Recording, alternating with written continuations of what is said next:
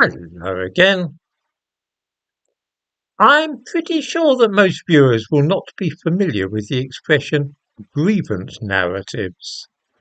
This is because it's a piece of jargon dreamt up by those whose job it is to keep an eye out for those who want to radicalise people online or recruit them to terrorist organisations.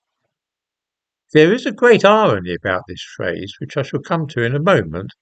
But for now, it's enough to know that in Britain, grievance narratives are usually something associated with the supposed far right. In the description to this video, I give a link to the Independent Review of Britain's Prevent programme, which is supposed to watch out for and nip in the bud any folk who might be at risk of being radicalised. We are told in this report that training should focus on improving understanding of the ideological nature of terrorism, including worldviews, objectives and methodologies of violent and non-violent extremist groups, grievance narratives, and issues exploited by terrorist recruiters and extremists.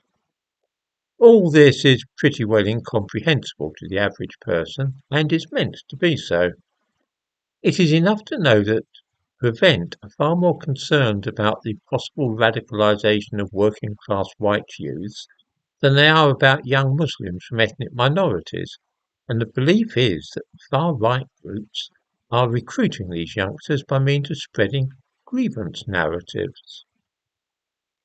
What is a grievance narrative, you ask? It is essentially a massive grudge which young people are encouraged to be bitter and angry about. It is based on a skewed view of the world which will make such people hate the government of their country and wish to do it harm. A couple of specific examples might help. The belief that mass immigration is damaging to Britain is routinely called a grievance narrative by the Home Office, as is the idea of so-called two-tier policing.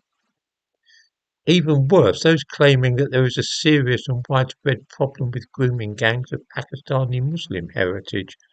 Those people too are also dismissed as perpetuating a grievance narrative, something dreamed up by far-right activists keen to radicalise vulnerable young people.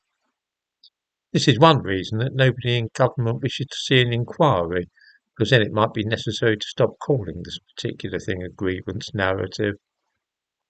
The great irony is, of course, that much modern and progressive history in this country, including the decolonisation and diversification of history, is one great grievance narrative.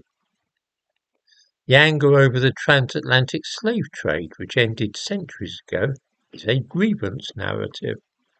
The supposed evils of colonialism are a grievance narrative, as is the discrimination against homosexuals which existed decades ago. In fact, the whole of the left-wing liberal and progressive worldview in this country, as it relates to ethnic minorities and gay people, is one vast and overarching grievance narrative, designed to put chips on shoulders and make people feel discontented and angry. What a neat piece of projection to turn this round and accuse the far right of dealing in grievance narratives.